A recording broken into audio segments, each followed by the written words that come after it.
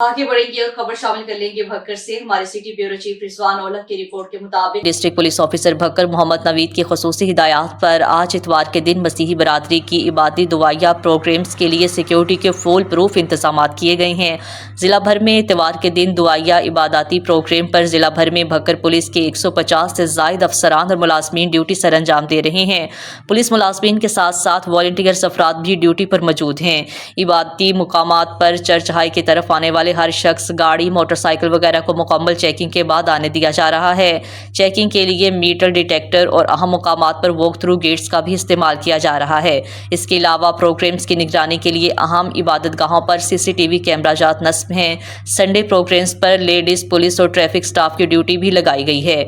मसीही इबादत गाहों के इतराफ में पुलिस मोबाइल्स, एलीट कमांडोज के दस्ते, मुहाफिज स्क्वाड पुलिस गश्त गुनाह हैं। TPO भक्कर की जानिब से STPO और SHOs को सख्ती से हिदायत की गई हैं कि लगाई गई ड्यूटी को बार बार चेक करें।